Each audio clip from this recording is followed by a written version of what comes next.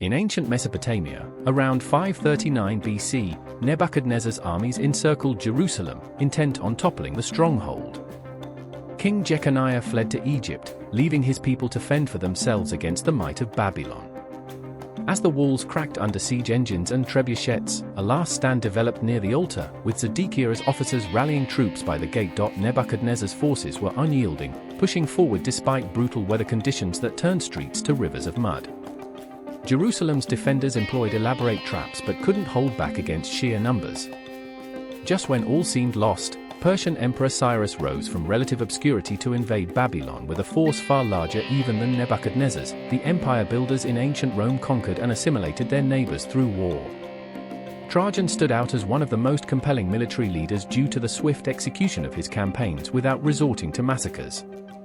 He set his sights on Dacia, modern-day Romania, which had resisted repeated Roman aggression for centuries. Dacian cavalry turned out a formidable opponent and caught Rome off guard at the start of battles in 101 AD, but Trajan's strategic planning led him to adapt quickly.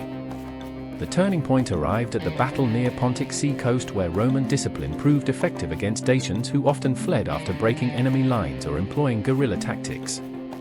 Eventually, their army was on its back heels and facing inevitable destruction. Ancient Egypt, known for grand architectural marvels, had an elaborate military system which allowed it to maintain power throughout the ages despite foreign threats, but also had limitations in confronting vast empires like that of the Romans, who built on a legacy forged by Alexander's conquests and exploited divisions between eastern powers such as those among Egyptian pharaohs. The Carthaginian warlord, Hannibal, marched over Alps with an army of African mercenaries against Rome at dawn.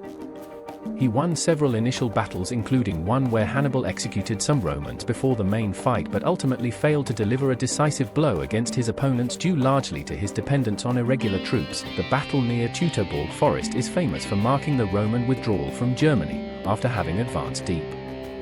German forces, bolstered by allies beyond their borders and facing repeated setbacks without gaining tangible ground, led commander Arminius in turning an early victory into a resounding defeat, with Rome losing 20 legions, about half its field strength. Warrior King Chandragupta Mauryans had formed one of the earliest Indian empires by uniting many disparate kingdoms and absorbing resources from newly conquered tribes.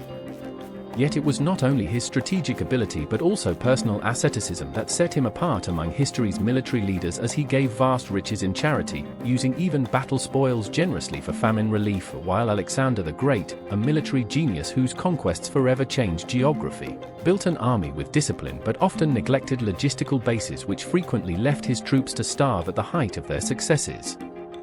Thus Alexander lost not just several campaigns like that against the Goths and the Indian rebels, but also many men along these fronts. Greek general Alexander, after storming Persepolis in an unplanned advance beyond initial strategic goals due to having become enamored with treasure and the legendary city's wealth.